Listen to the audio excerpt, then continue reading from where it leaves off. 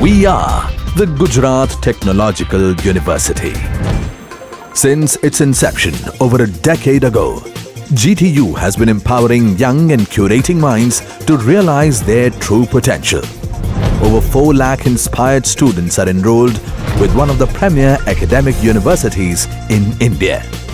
With more than 450 affiliated colleges in its fold operating across 5 zones of the state, GTU, the International Innovative University, your place to move forward.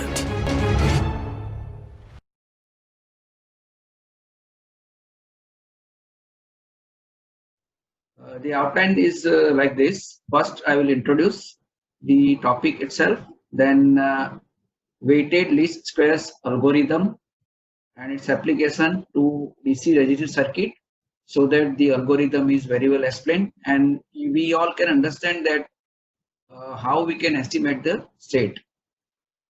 Then application of statistics, errors, and then estimation of the state will be discussed. Then in the end we will be looking to the state estimation of power system.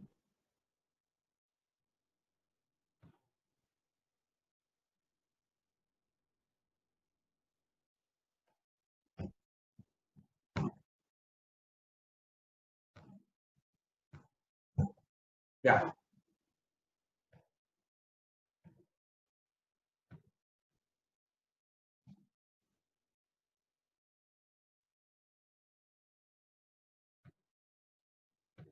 Just please wait for some time.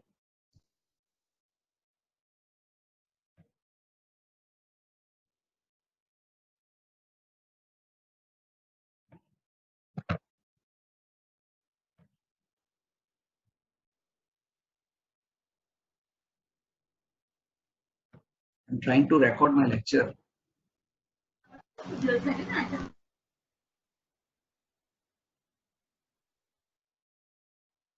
Okay, fine. Just I will give you some brief idea about this test and what happened in the past and so on. In 87, there was a blackout in New York, and the reason was found that there was incorrect information about the system condition. It was believed during August 2003 blackout that wide area visibility has prevented the early identification. So that was another reason for that blackout. Then one importance of SE, state estimation, is it is the backbone of any energy management system world over, every country. This is the condition of everywhere. We all know that in today's market environment, every country is adopting it, deregulation and all. So the operation of power system in such condition is largely depending on the state estimation.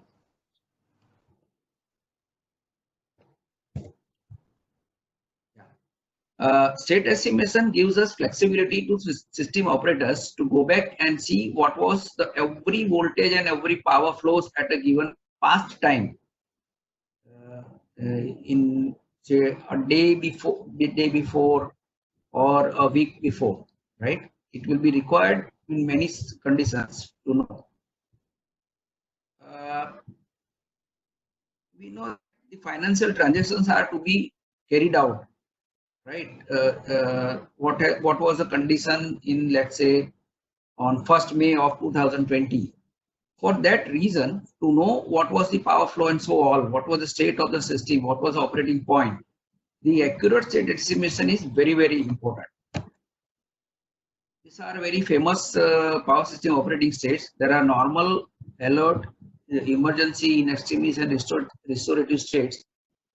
The power system state estimation has nothing to do with these states, right? Because of the time limitation, I had to just go forward to the slide. I will not be able to explain each and every state, but you observe that in the normal state, the equality constants and inequality constants are satisfied, whereas in alert state also they are satisfied.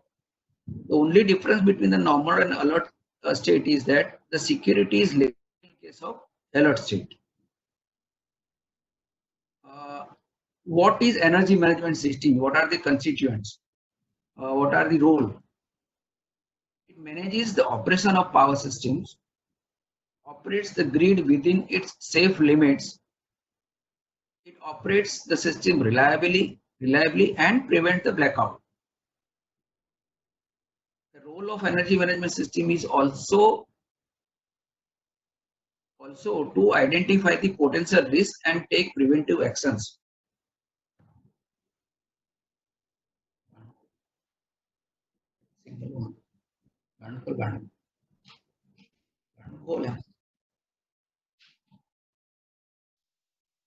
It can identify the potential risk and take preventive actions.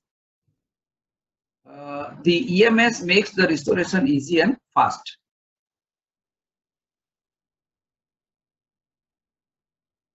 But whether as a part of EMS role, if any action is to be taken, so a reliable knowledge of existing state of the system is required. It can be known from state estimation only, right? So it is very important. We teach our students the fault condition also, stability also, and everything.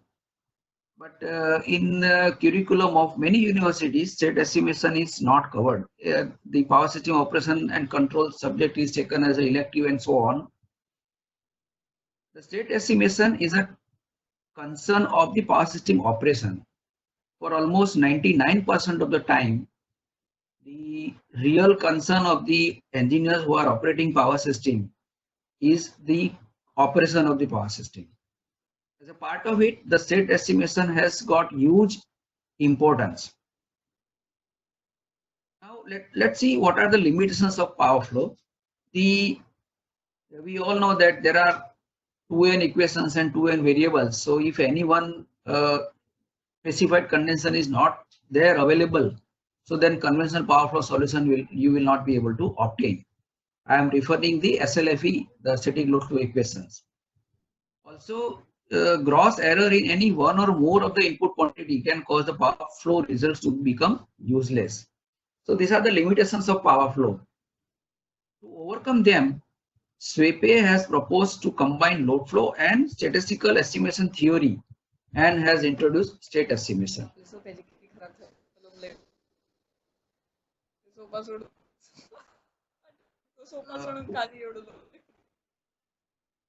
What are the reasons of errors in the whole process of the estimation or the measurement of the different variables? They are the imperfections in current and voltage transformers, the other transducers in the process of measurement, A to D conversions, tunings of different components of the measurement system, RTU data storage, rounding in calculations, communications links. These all are the reasons of errors.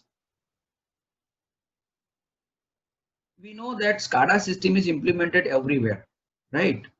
So what measurements are done by in SCADA system? That they are the line flows, bus voltage magnitude, line current magnitude, generator output, loads, circuit breaker and switch positions, transformer tap positions, switchable capacitor bank and inductor values. I mean that what are the MVR capacity of capacitor bank and inductor bank and so on. What are the limitations? There are unreliable these are the unreliable due to errors in measurement. In this SCADA system, there you will observe at some time telemetry failures also. Communication noise is one of the limitation. Then this SCADA system does not give you the direct system state. It can measure the voltage magnitude, but not the angles, right? Conventional SCADA system I am referring. And every point of the power system you cannot telemeter, cannot measure and then telemeter. The main objective of the system real-time monitoring is to maintain the secure operation of the system as the operating point varies, because our power system operating point keeps on changing, right? So the real-time monitoring is very important. if the power system state is known, we can do the security analysis once it is known. The outcome of the state estimation can be used for following applications: load forecasting, optimal load dispatch, security analysis, generation scheduling, and so on. Let me give you more introduction of the state estimation. Fred Swappe has introduced in 1968. He defined the state. He has defined the state estimator as a data processing algorithm for converting redundant meter readings and other available information like switching of the circuit breakers, switching position of circuit breakers, inductor and capacitor bank values, and so on, into an estimate of the state of an electric power system. Today's state estimation is essential part in almost every EMS throughout the world. Electric utility have installed SCADA and wide area measurement system throughout the network, almost every part of the world. The SCADA system provides us unsynchronized measurements from RTUs, and the synchronized measurements from PMU are also obtained. So in the VAMs, we use synchronized measurement from the PMUs. What are the virtues of state estimation? It is estimated one. First of all, it is never a true state estimation. You can have only the best possible estimate. It is a quasi-steady state estimate of the state of the system. It is not a dynamic state estimation. At the moment, it is not really very much used. So it is a quasi-steady state estimate. Let us understand that measurement set keeps coming at LDC from all the subsystems wherever the SCADA system is implemented. State estimation is used for offline applications. What I mean here is that generally it is not used for control and protection applications, because the state estimation process itself takes very long time, right? So control and protection applications are not done.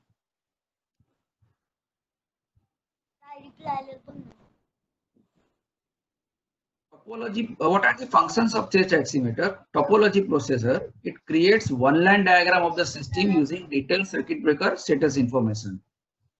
So you can understand here that it is carried out with the assumption of balanced system. Then observability analysis is also done as a part of state estimator. It determines if a state estimation solution for the entire system can be obtained using available set of measurements or not, right?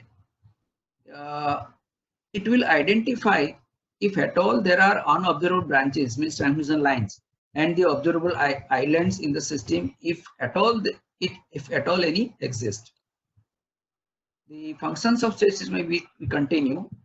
The state estimation is the another process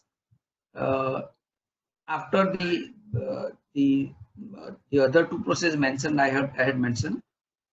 It determines the best possible estimate for the system state based on the available measurements and the network model. It also provides the best estimates for all line flows and loads. Bad data processing is next done after the state estimation.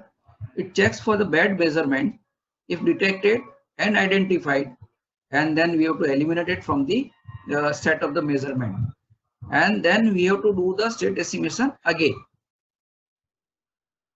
Then at the end, the function of the state estimator is to estimate unknown network parameters and checks for error in circuit breaker status. This is the general block diagram for the whole process. The analog measurements are made for the bus injections of active and reactive power, power flows at one substation for every line, voltage magnitude is measured, current magnitude of all transmission line from that substation is measured. Then pseudo measurements are also taken. They are the fed to the observability analysis blocks and the state estimator also. from the breaker positions, topology processor processes the topology of the network, and then it is also fed to the state estimator. Once the state estimator completes the process and estimate the voltage and phase angle of voltage magnitude and phase angle of every bus, each and every bus, then it is got the fed to the bad data processor. If at all there is any bad data found, detected, then the process is again carried out and state estimation is again done with the help of state estimator. There are many methods, but the method which is most popular is the weighted least squares method, which is normally used. What are the assumptions? The first very important assumption is it is a quasi-steady system, right? No large variation of states over the time. For short time of maybe around 1 minute or so, state estimator will be suspended when large disturbances happens. So when there is a fault or something, that kind of situation, the state estimator is suspended. The another important assumption is network as well as systems both are balanced. So you can use the per phase analysis. Otherwise, the state estimation would consume too much of time. Errors in measurements are Gaussian in nature with the known deviation. This is the assumption that this is known, and these errors are independent.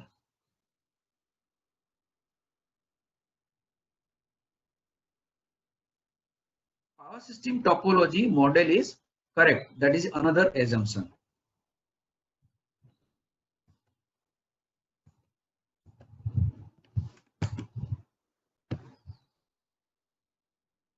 Yeah, this is a model that one algebraic equation is written here. Hi is equal to Hi of x plus Ei. The Hi of x is the true system states, unknown and can be measured, right?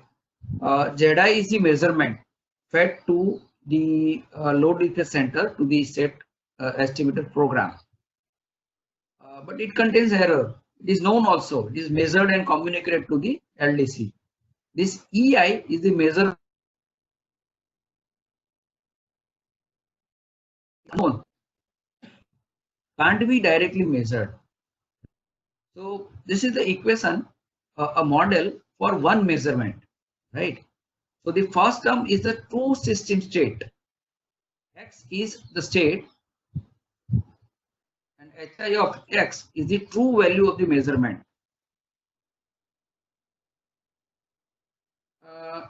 As a part of the WLS method, that is, the question is that how to estimate the state, that is the values of the x. X is nothing but a state variable. As far as power system is concerned, our state variables are the voltage, magnitude and angle at all buses, right? So you will have a state vector, right? So the x will be a vector of all those magnitudes and angles of voltage at each and every bus. So what this method, WLS method, tells you is that we will take the weighted squares of the estimated measurements. If you consider that one measurement Zi minus Hi of x, that is the error of one measurement. Like if you look at this equation, Zi minus Hi of x is the error of one measurement, that particular ith measurement, right? So this Zi minus Hi of x is the error of the one measurement. We make a square because we know that errors of measurements can be positive also, negative also. So there is no meaning in adding the errors. So we need to take the squares of the error, right? So Zi minus Hi of x square is the square of the error, and then sigma I, 1 upon sigma I is the sigma I square is the variance, and sigma I is the standard deviation, right? So 1 upon sigma I square is the weight of that particular error for that measurement, and we take the summation of this term over all the measurements. So m is the number of measurements.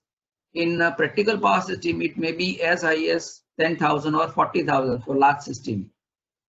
Let's say the state estimation of Gujarat, it may be having the number of variable equal to 30,000 to 40,000.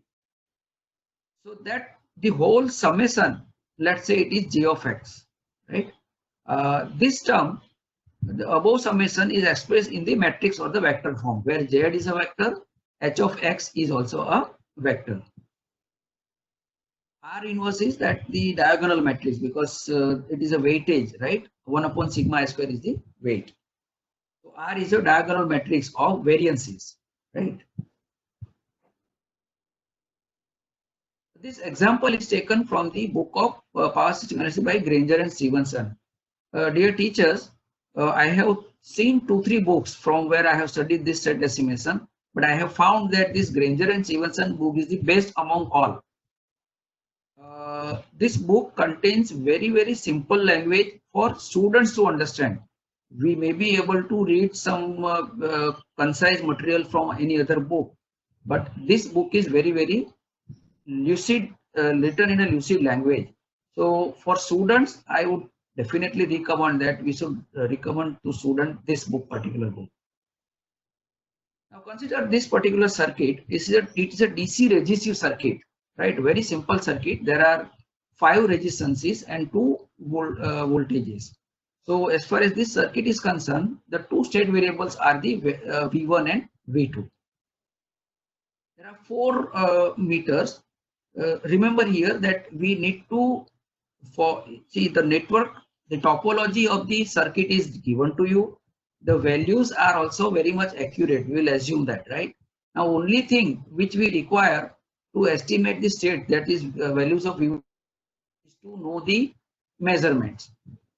Ideally speaking, because this is a DC resistive circuit, we can have some algebraic equations to solve this circuit, and to know the 2 unknown variables, we require only 2 equations, right? But to explain what WLS method is, we use here 4 measurements, right? And then we try to solve the circuit.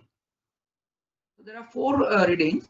This is the Z1, one ammeter here connected in this branch. So the reading is 9.01 ampere. This another ammeter has reading of 3.02 ampere. Z3, that is the voltage across this particular branch, is 6.98 volts, and Z4 is the voltage across this particular branch, is 5.01 volts.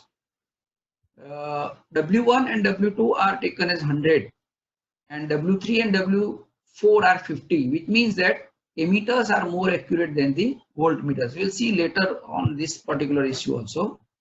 So the variance of this ammeters is 0.01 and variance of the voltmeter is 0.02.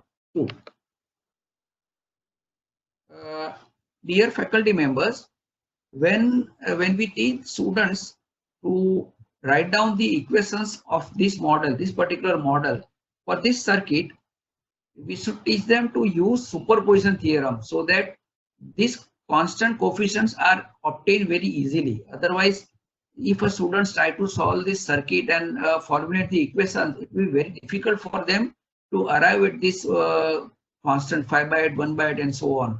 Just remember, to get this model for this circuit, we need to use superposition theorem.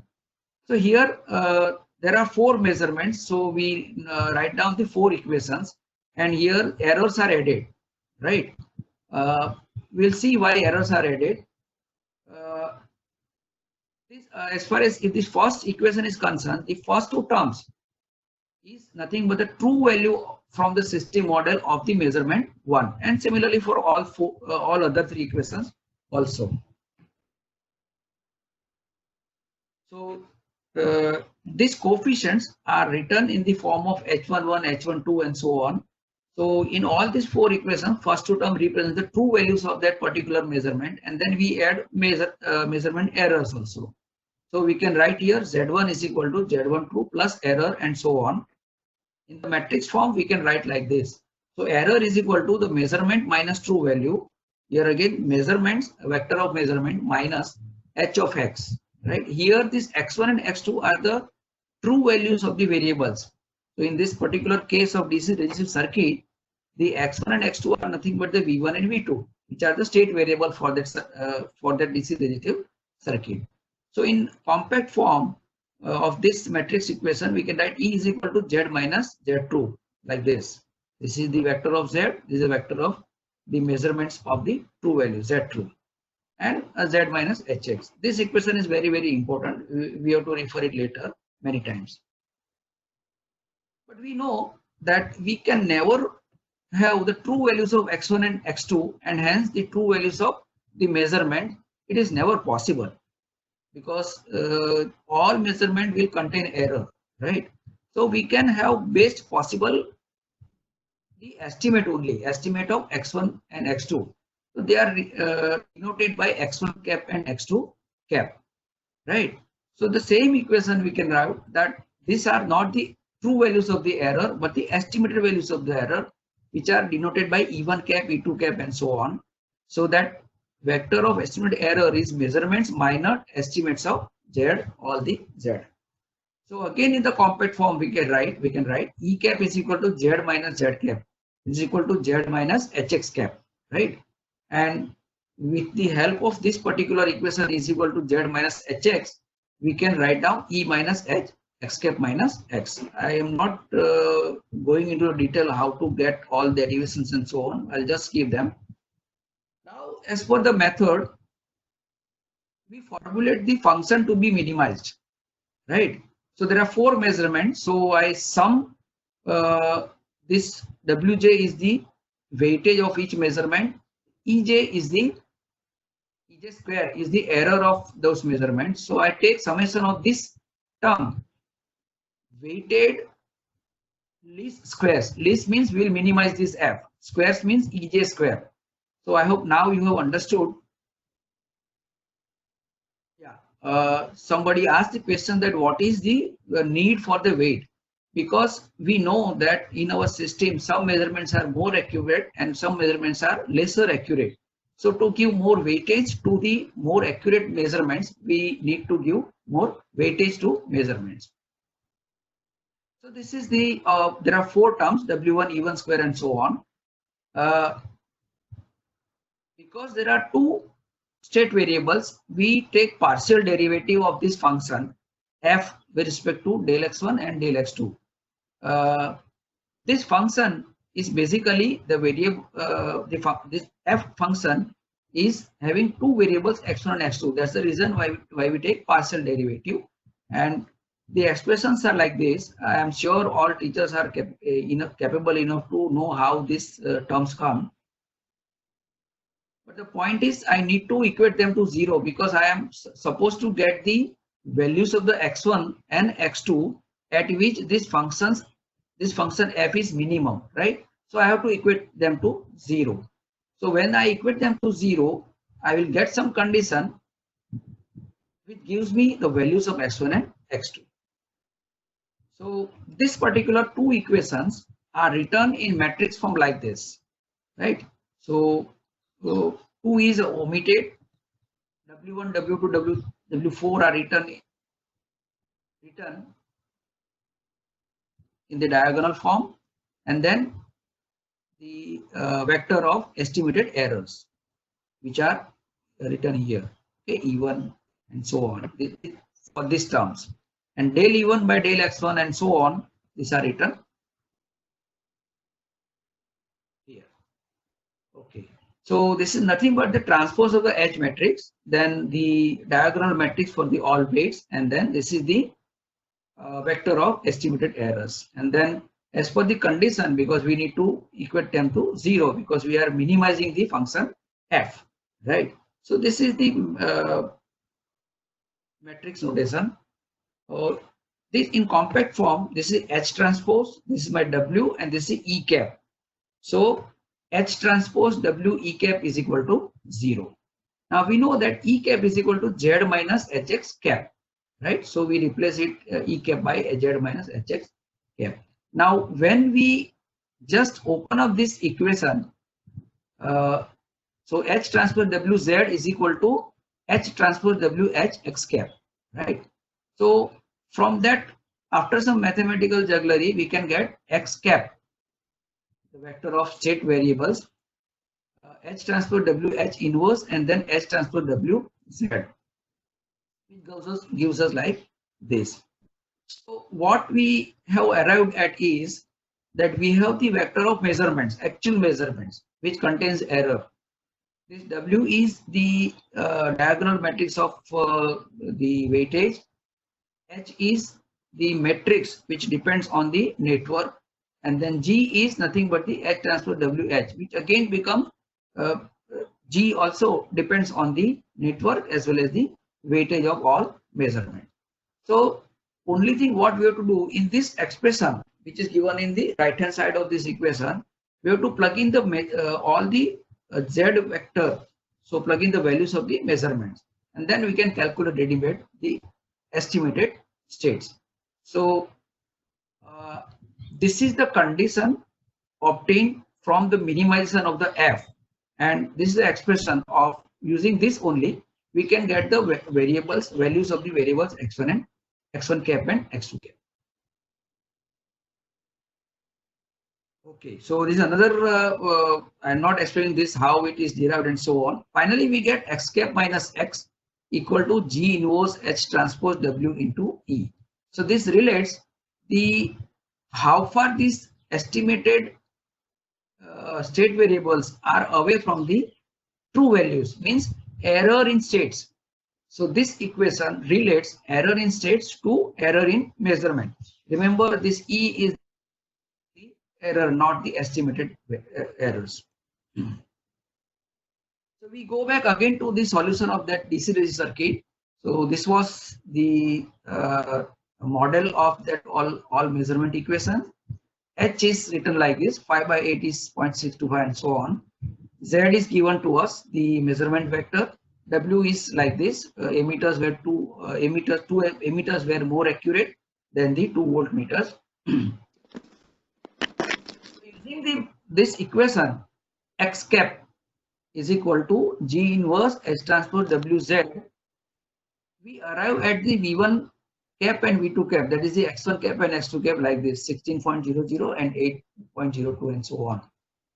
So using the Z cap is equal to Hx cap, we arrive at this measurements. This is the vector of actual measurement and this is the vector of estimated measurements. So now because we have now this, we can calculate the vector of estimated errors. Actual measurement minus estimated measurement. So we can look at these all 4 values, right? Estimated values of the errors. You can see that all errors are very, very negligible. So there is a good reason to believe that this estimation of these 2 state variable is very, very accurate. The question is, what if a measurement is erroneous? See, my point is, when we estimate the state, we may believe that our task is over. We do not have any idea to see whether the estimated states are acceptable or not, right? The measurement values based on which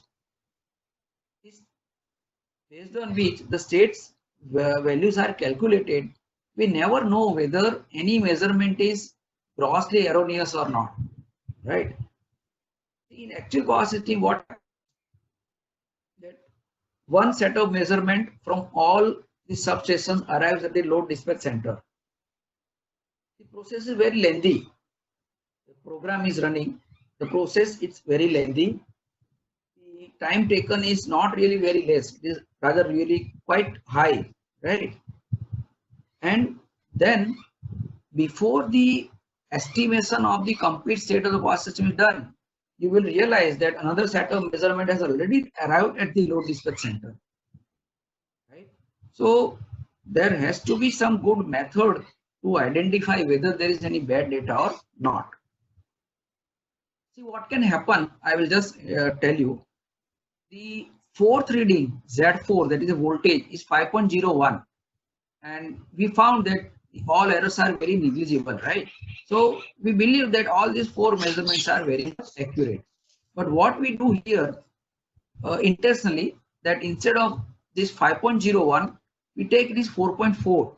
All other three measurements are same. You can just check 3.01, 3.02, 6.98. These all are kept same, but this purposefully, this in this measurement we have introduced large error. Instead of 5.01, 4.40. By all this, after the mathematical jugglery, we arrived at this particular state, 15.87 and 7.76. What was the correct? 16.00 and 8.02. You can see that quite away from the actual state of the estimated state, which we have done in the previous slide. Now, if we calculate the estimated error, that also comes up to be, you can see that last one is a quite high error, right? Minus 0.49 or minus 0.5, I would say, right? When the voltage magnitude is of the order of 15 and 8 and so on, the error of 0.5 is quite high, right?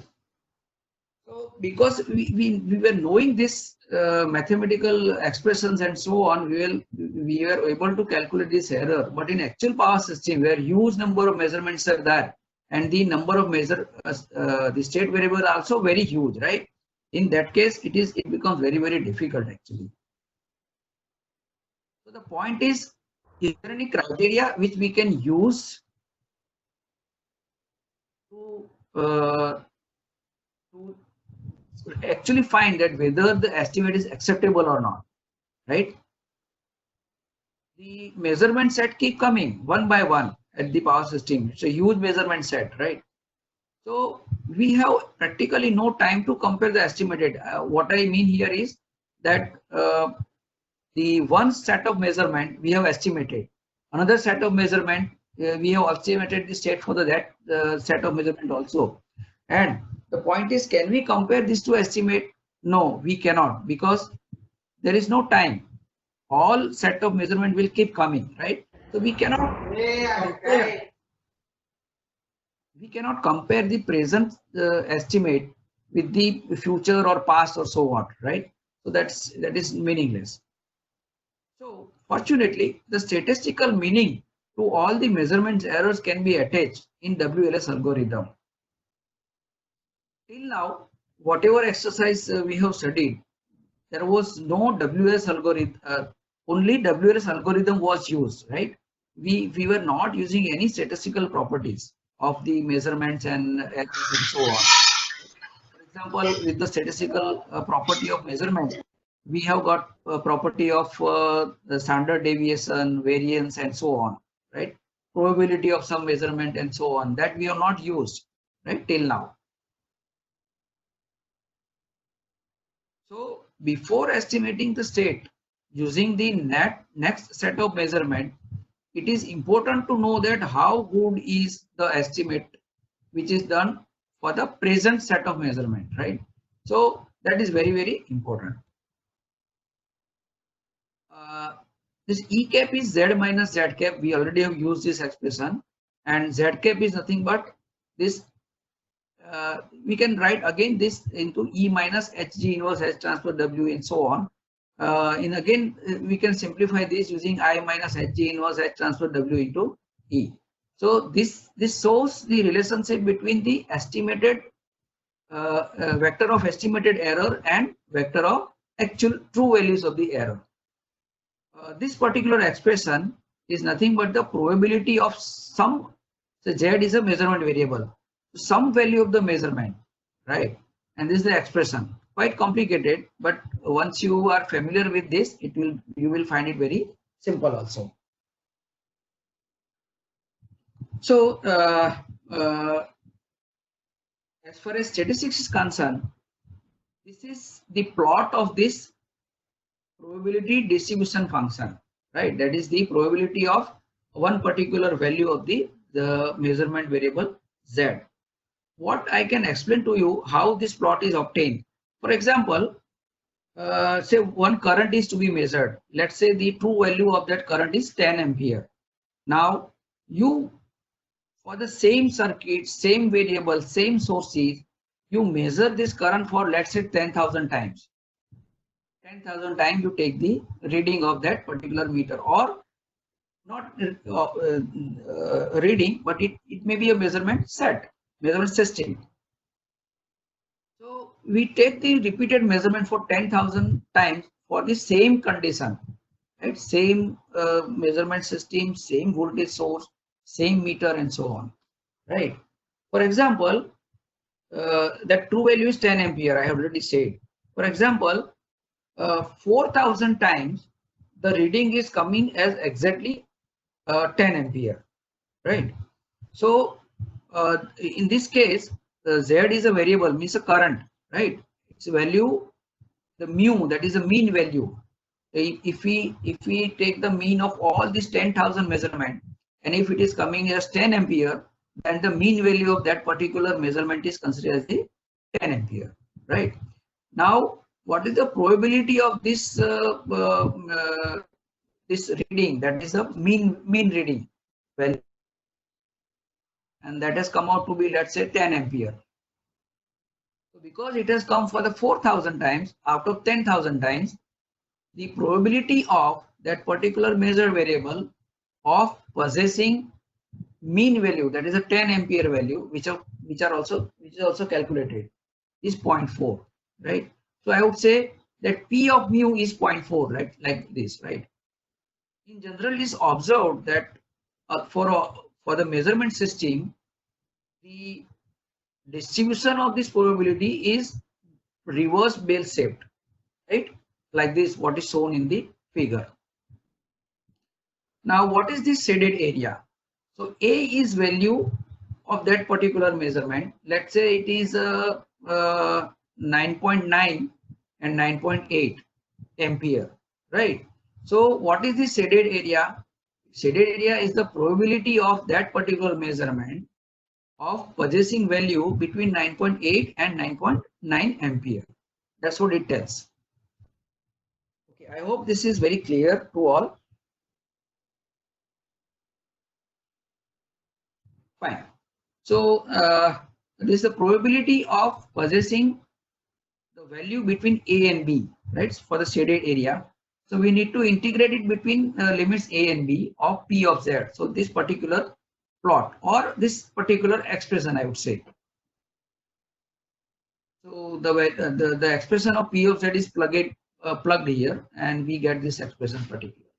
But one can easily understand that this particular expression is not really integrable, right? So that is one problem. We'll see later how to deal with that.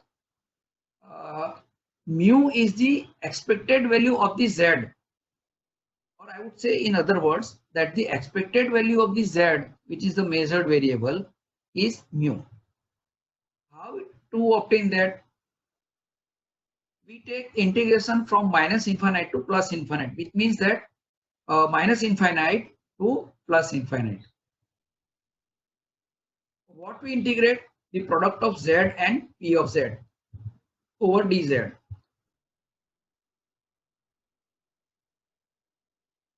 Right. So if I make this this strip smaller and smaller, that will give me a tz, right? And the vertical value of at the center will give me the value of the P of Z. And let's say this is the central value is A plus B by 2. Let's some value, right? So that particular value multiplied by the probability, that is to be integrated in order to get the expected value of the Z. Because you can see here that the measurements is spreaded on both the side of the mean value. It is very well, it can be very well estimated that the expected value of the Z will be mu only. Similarly, we can also get the expression of expected value of the error of all measurements, Z minus mu square of the error. So we all know from the statistical theory that it is the variance, right? Now, I had told you before that this expression is not really readily integrable. So one way to deal with this is, can we make the change of the variable, say Z minus mu to sigma is equal to Y. So now we have changed a variable from Z to y. So for this change of variable, dz will be equal to sigma dy. It will be used later on. You can see here, I would like to just come again to this plot. So this is the mu, that is a mean value. Mean value is denoted by the mu. This is mu plus 2 sigma. This is mu plus 4 sigma. Here it is mu minus 2 sigma, mu minus 4 sigma. It can be very easily understood that area under this curve will be 1, right? Area means, what it means, that the all measurements will come between almost mu minus 4 sigma to mu plus 4 sigma. Right? That's what it tells. Okay. So now we need to integrate, because we have changed the variable. So this bracket is my y as per the new variable. So e raised to minus half y square it will become, right? This a will become y dash and b will become y double dash. So y double dash is my b minus sigma by z, because our z was b, and similarly y dash will be a minus sigma mu divided by sigma. This is integrable. So this dz is equal to sigma dy. Sigma gets cancelled. So it is 1 upon root square root of 2 pi y dash to y double dash e raised to minus half y square dy. This is really readily integrable, right? And this is the probability of the variable y possess value between y dash and y double dash. You can see here there is another scale also shown here. It is known as y scale. So z variable is now changed to the y scale. You can note here that the mean value of this y square y variable is not the mu, but it is the 0. According to this also, the mean value will become 0 according to this expression. Now this is the vector of error, true values of the errors, right? I can take the E transpose product, so it will be like this and here like this. Okay, so diagonal will be E1 square, E2 square, E3 square, E4 and so on. So it is the square of the error. The off diagonal elements are the product of errors of two different measured variables. Now let's see, try to calculate the expected value of EE transpose, and that is denoted by R, right? So this particular off diagonal element is the expected value of E1, product of E1 and E2. Remember, as far as errors are concerned, the mean values are supposed to be 0, right? What I mean to say, if I plot this kind of plot for the error variable, this z is the error itself. In that case, what will be the mean value of error? It will be 0, because we know that errors are positive also and negative also. If we take many measurements, so in that case, error will be spreaded on both the side of 0. Are you all able to hear me very clearly? Somebody can send me message on chat. Okay, fine. Thank you.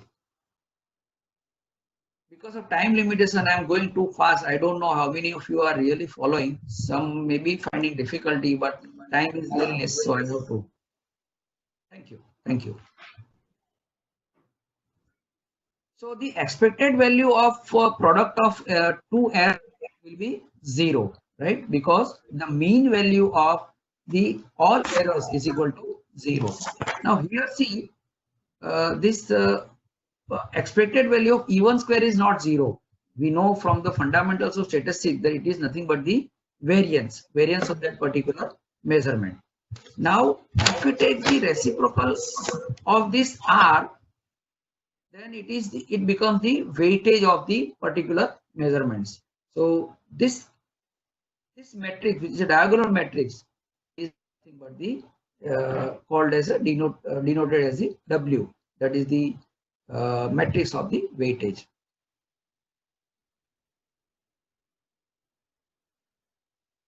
Yeah. If you remember, we had derived one equation expression for the x1 cap minus x1. I'll show that for your reference.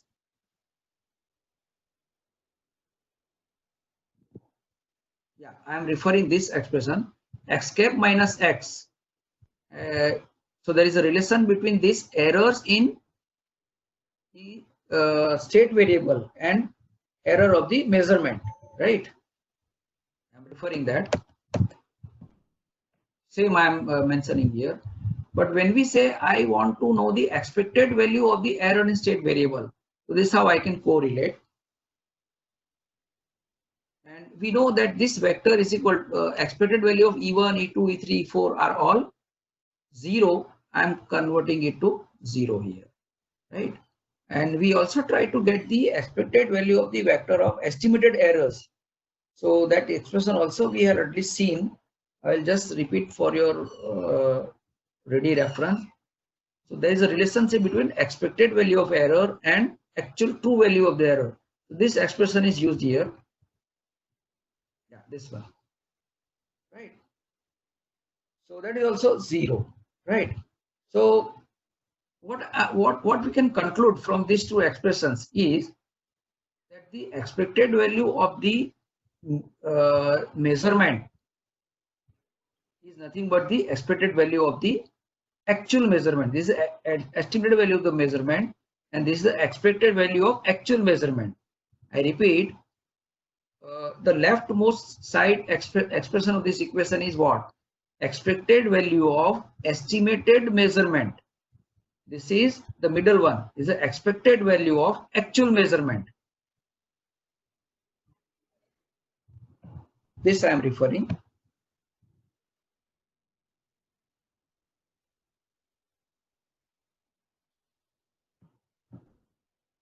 This I am referring. And because they are 0, it is nothing but the Z root. So expected value of the Z, expected value of estimated value of the measurement is nothing but the true value of the measurement, right? Which is the desired relationship.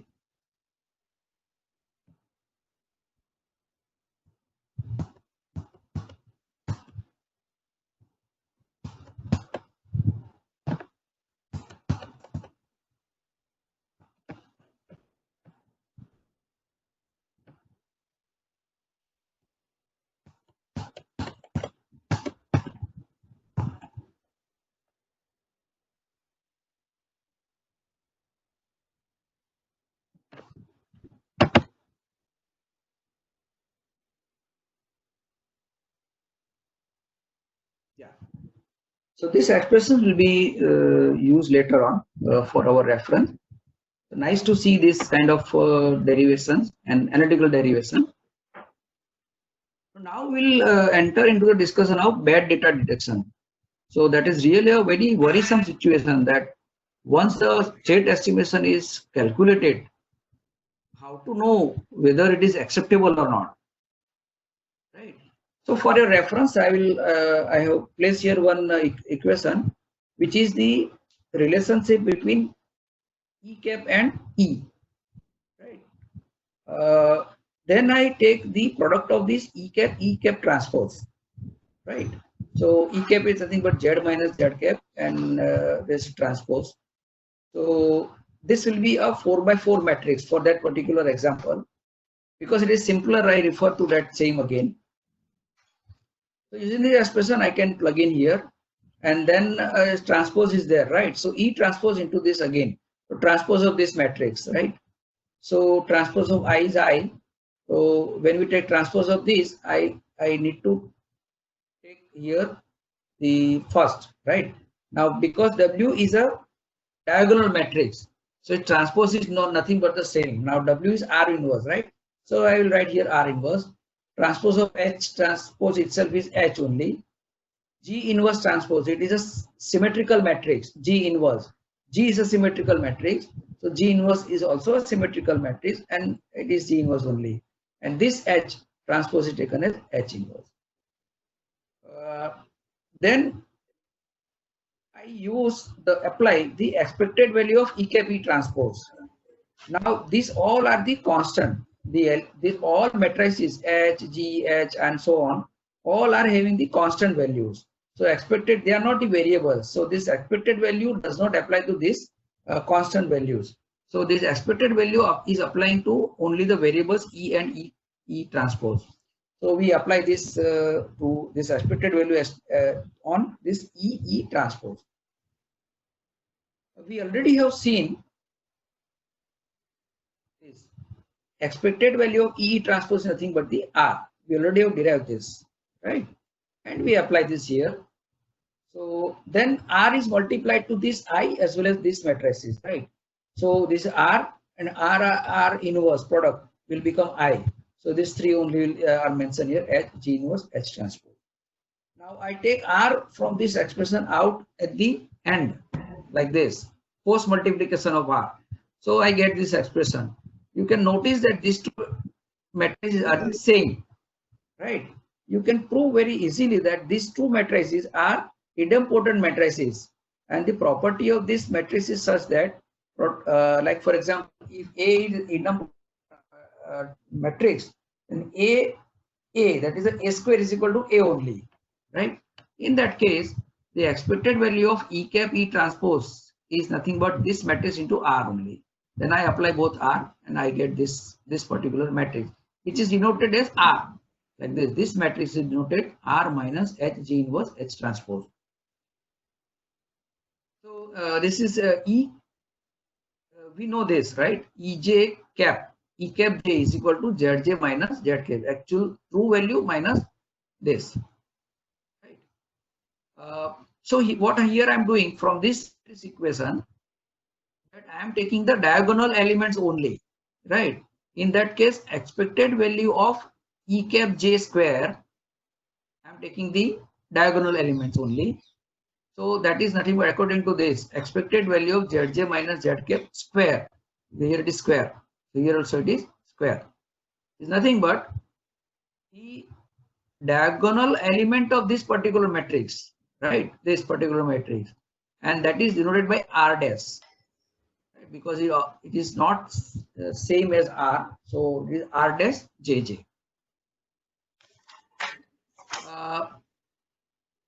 If you just really note this very with keen interest, you can see here that expected value of what I do, that I divide the diagonal element of this matrix by the diagonal element of this R dash matrix. So because it is within the this bracket where R square is taken, of which square is taken. So I divide EJ by square root of R dash JJ square. Or in this equation, what I would say, E cap J square. उद्याचे topic कोणाचे आहेत सांगतो ना. Hello. दोघांचे आहे.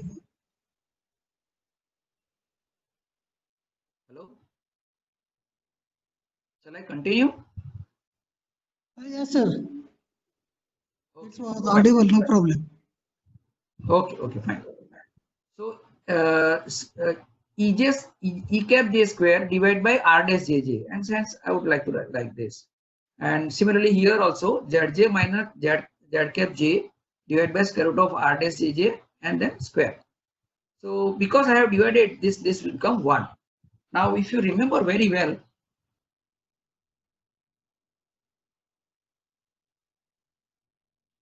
this change of variable, right? This Z variable is known as random Gaussian variable. This Y is referred as the standard Gaussian random variable, right? The property of the Y is such that the mu, that is this Y variable has a property that the mean value, the mean value of the Y is 0 and standard deviation sigma is 1, which we have arrived here, this expression. You can see here that E cap J minus 0 right? And here the sigma is equal to 1, right? So what we have made here, that from Z we have achieved one variable. This variable is also having 0 mean and standard deviation equal to 1. What is significance of this derivation is that we can integrate this, right? So we can calculate the values of the probability. That is very, very important. Yeah. So this variables is what? Ej minus E cap j minus 0 divided by square root of r dash jj, and like this, right? So this is what we have derived here. If somebody has having copy of that Granger and Stevenson book, they can refer to the table in which the probability value is given, right, at different value of the y variable. You cannot have that value of the table for z variable, which is very random in nature. It is not a standard Gaussian random variable. So the tabulated value is possible only if the integration is possible, right? So we need to convert z from the z and replace z by y, right? So in that, the integration is possible and we can calculate the value of the different probability like this. This I am referring this. Okay. Now let us turn our attention to the function to be minimized. Function to be minimized. It is f cap, right? It is the, again, the summation over the summation of weighted squares of the error over the number of measurements. Let's say there are nm measurements. Wj are the weights, right? And this is the square of the error. We know that we cannot have the true values of the error, so we replace Ej by Ej cap, right? Okay. So now we know that the Wj is the reciprocal of the variance. So the Wj is replaced by 1 upon sigma j square, like this. Okay. And Ej is nothing but the Zj minus Zj cap. So that is replaced here like this. Now let us try to find out the expected value of this function f, which is to be minimized. Remember, WLS method tells you that this function is to be minimized. So expected value of f cap is expected value of this particular expression. What we do, we multiply numerator and denominator both by r dash jj. Okay. Over the summation sign. Now this expected value can be applied to variables only, right?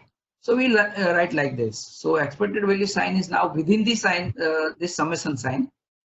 So now it is summation over r dash jj sigma j square into the expected value over zj minus zj cap square, and then divide by r dash jj. So we can write simply further expected value of f cap, because what is the value of this? Expected value of zj minus zj cap square by r dash jj is 1 according to this.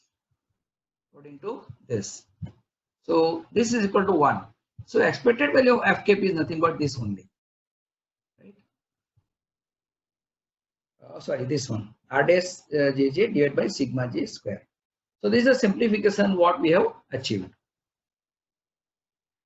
So here we are trying to understand how to detect the bad data, right? We can prove in an example in that book, it is proved also that expected value of f cap, you can prove it to be nm minus ns. That is nothing but the degree of the freedom. So nm is the number of measurement and ns is the number of states, right? This particular plot is nothing but it is known as chi-square distribution. Chi-square distribution. Chi is the variable over the horizontal axis, and vertical, it is the probability of that variable. right? Again, area under this curve will be 1. Okay. This particular point where I am pointing right now is the value of the horizontal variable, that is a chi-square. Chi-square is a variable. So this is the value of the variable. Also k and alpha. It is also written chi-square k alpha, where k is the degree of freedom and alpha is the area under this plot to the right of this point, right? This shaded portion, right? So this value of this variable, which is plotted on the horizontal axis, is chi-square k alpha, right? Okay. You can see here that there is a large area on the left hand side of that particular area, this particular point. So probability of this inequality satisfied, whether it is satisfied or not, is 1 minus alpha, right? F cap we need to evaluate. Then chi-square k alpha you can have from the table. In textbook, that table is given to you, right? So we can calculate F cap using this expression. Like for in our example of 4 measurements, we have got estimated errors, right? At the end, we had the values of these all estimated errors. We can make square and then divide by the variance. So that for one variable, and we can make summation of all 4 measurements, and that will give us the value of the F cap. This chi-square k alpha is readily given in the table, right? So if this inequality, whether F cap is less than chi-square k alpha, if this is satisfied, means it is a probability that this inequality satisfied is 1 minus alpha. Right now it may appear to you that this is not really understandable, but with the help of example it will be very clear to you.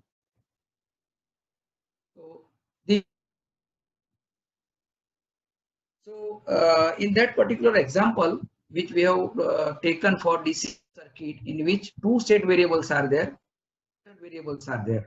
right? So degree of the freedom, because 4 measurement and 2 variables, state variables, so degree of the freedom is 2. From the table of chi-square distribution, we get the ready-made value 9.21, means chi-square k alpha is taken as 0.01, right? Chi-square k alpha means chi-square 2.01 is 9.21. It is given in the table, ready-made given, right? We don't need to calculate this value. Now let us evaluate value of the F cap, right? So 0.008777, 0.00456, where the errors, estimated errors,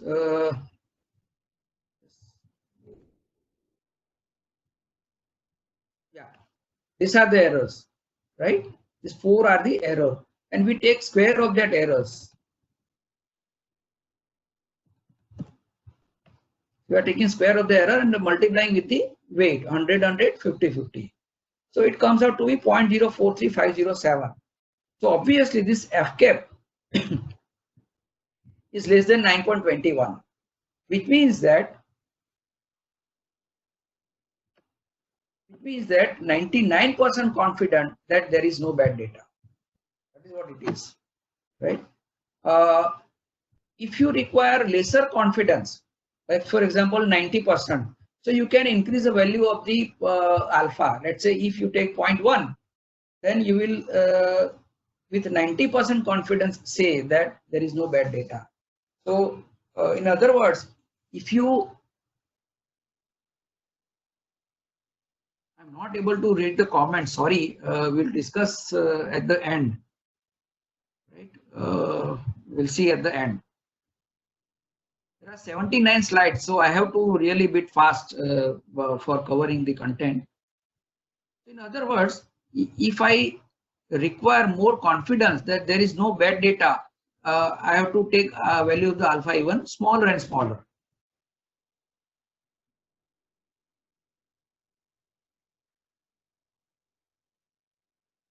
Yeah.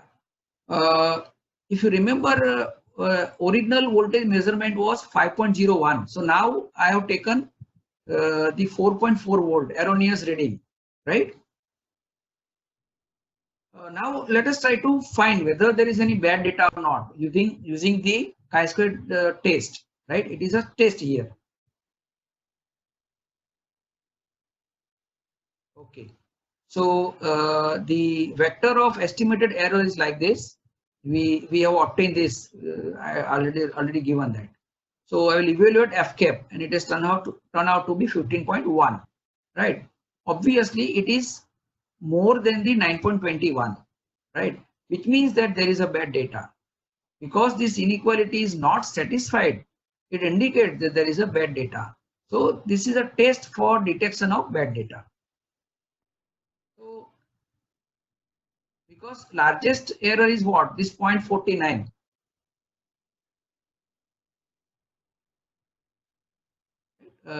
This value, the mode of error divided by square root of r dash aj. So from all these, this is the largest one. This is the largest one. So it can be concluded that this particular reading is erroneous and it is removed.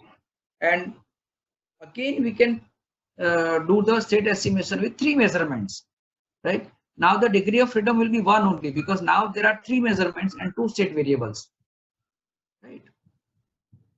For the new state with 3 measurements, we can calculate f cap equal to 0.0435 and then chi-square the value, because now it is chi-square 1.01, k is 1. So it has turned out to be 6.64. So this inequality f cap less than chi-square value is satisfied. Means there is no bad data now, right? Okay, so now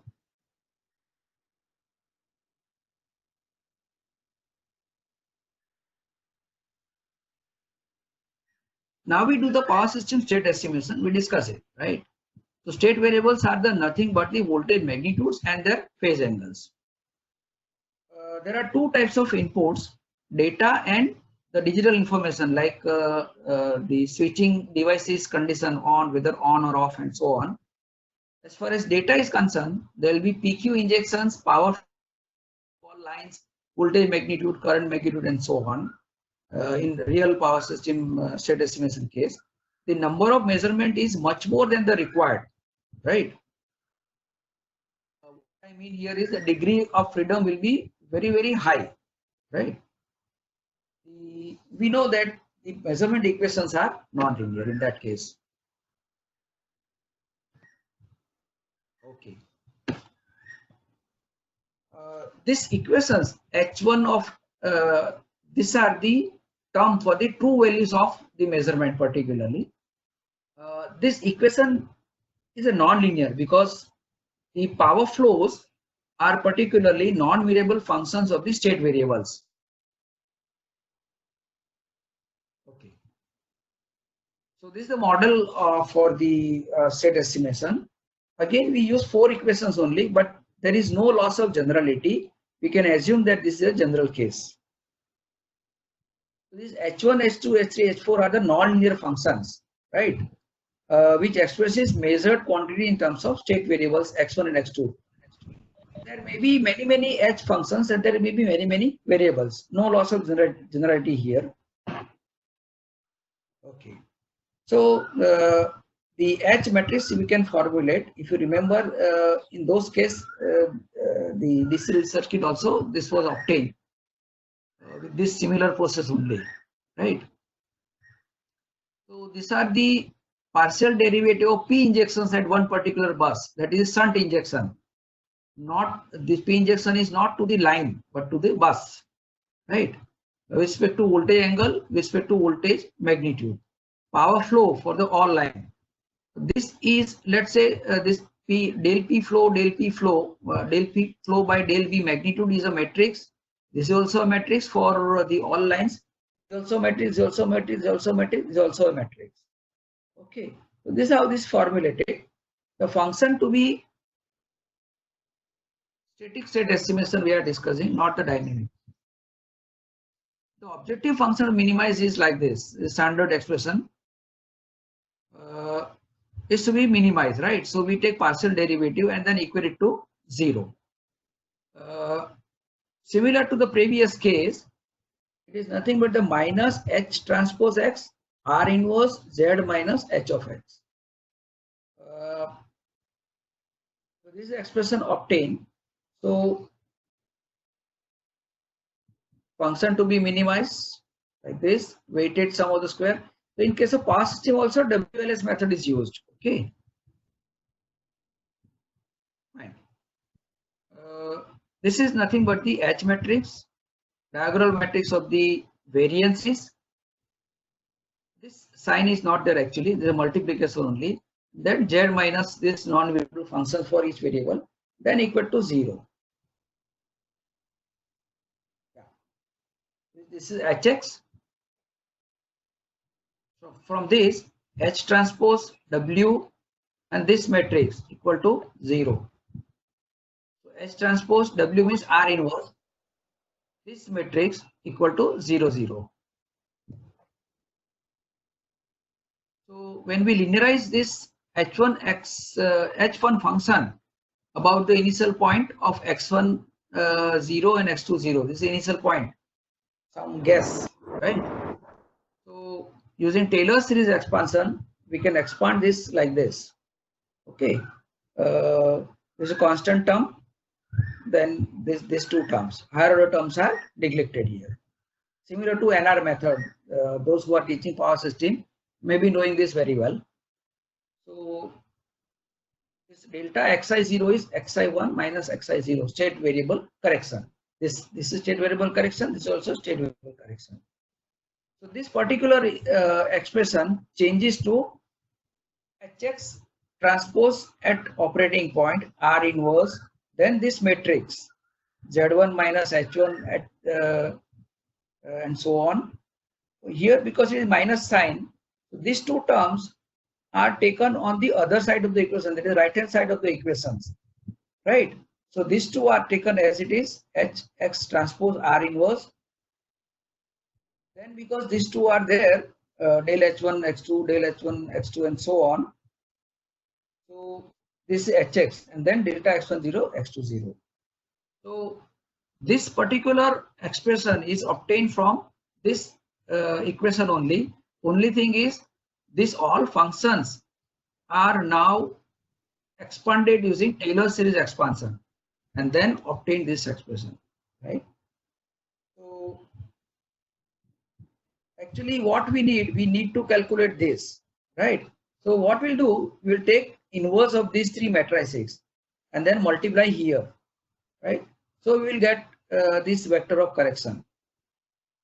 So the vector of correction is, I have taken that inverse matrix and then this one. Okay. Now, for the simplicity, this 0 and 1 is replaced by k and k plus 1, so that we can use this expression repeatedly for the all iterations. You can note here that iterations are introduced here, right? In case of DC resist circuit, the estimation of state was the one-step process, but here iterations are there. These iterations are introduced because of which fact? Because of this. Non-linear functions are there, and when then we need to approximate it, we need to expand it, linearize it, right? So that is the main reason why iterations are introduced in the power system state estimation, which was not the case with the DC resist circuit, because DC resist circuit is a linear circuit, right? It contains only resistances. All formality equations are linear. Here formality equations are non-linear, so we have to go for the iterations. Criteria for the iterations. So if the difference of two iterations for all variables, all state variables is less than some specified tolerance, then we stop the iterations. This is the expression of Hx, all elements, and so on.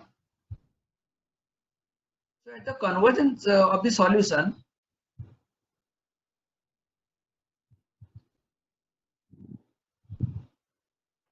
the value of the epsilon is normally taken as 10 raised to minus 4 because the PU values are used in power systems, right?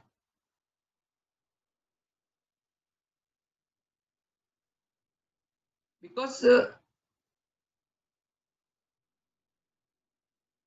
the solution is converged, escape 1, escape plus 1 will be equal to xk, and that is the converged solution x cap, right? So estimated x, and it is the sum vector of these all state variables, written like this.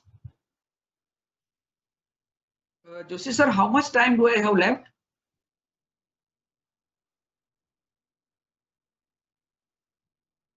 Sir, no problem. You can continue at another 15 20 minutes. Sir, another 10 to 15 minutes. Okay, because some few participants will ask questions also, na? So okay. So what we'll do, we'll keep another 10 minutes for question and answer. But our request that you try to cover it up within another 10 to 15 minutes. Okay, sir. Okay, fine. Okay.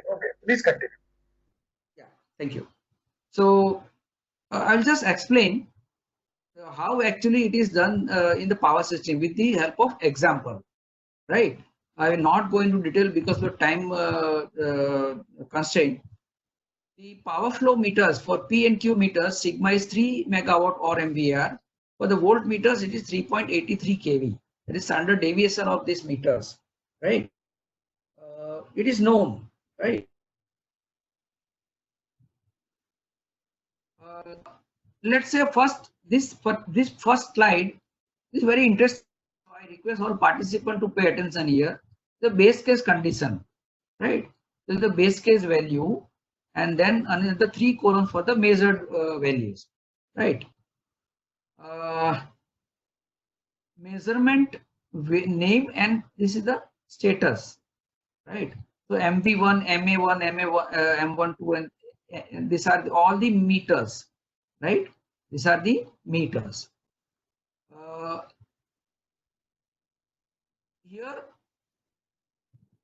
Here bus 1, this is the data for the bus 1, right? So 246.1 is the kV voltage at bus 1, angle is 0, this power is 123.6 megawatt minus 35.6 MVAR. Another line, see 1-2 means there is a line between bus 1 and bus 2. 1-4 means there is a line between bus 1 and 4. So through that particular transmission line, power flow is 179.9 and 23.9. M1 fine similarly, and so on, and similarly for the all buses, right? Can you see that there are 3 columns, kV, megawatt, MVAR for the measured value also, right? You can see that as far as voltages are concerned, magnitude almost same value is there. Power flow little bit is change is there, but although these values are also very much in accordance, in agreement, they are not, the error is not really very high. What I would say that this base case value are the true values, right? I can say if you run the load flow, you can get these values, right? Measurement, it will come error. Yeah.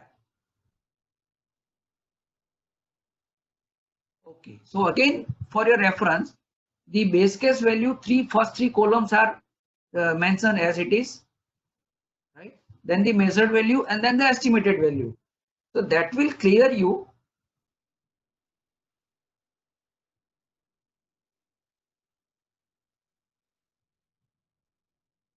Yeah. So that will clear you, gives you clear-cut idea that whether the process which we have discussed, WLS and so on, whether it is giving good results or not. And you just read, please read these figures, whether they are in agreement or not. So you will come to know that yes, estimated value is also very close to the true values, right?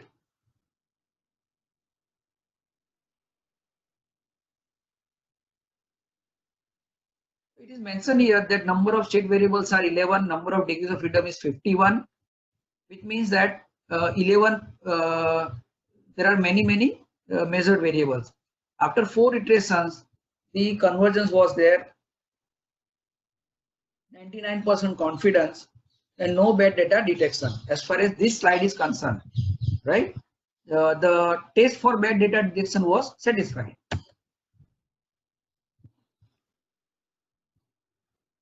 Base case, you have to run the load flow. Yeah. Now see the reading of M12. It is, make some correction here. It is 126.7 megawatt and minus 28.3 MVAR. Here you can see that the measured reading is minus 125.2. Here it is plus 126.7. Similarly, MVR in actual no bad data case is MVR is negative. Here MVR is positive. How this has happened? The current transformer which was connected for the current measurement between bus 1 and 2, line which is connected between bus 1 and 2, the terminals of this current transformers is reversed. So that's the reason why these negative powers are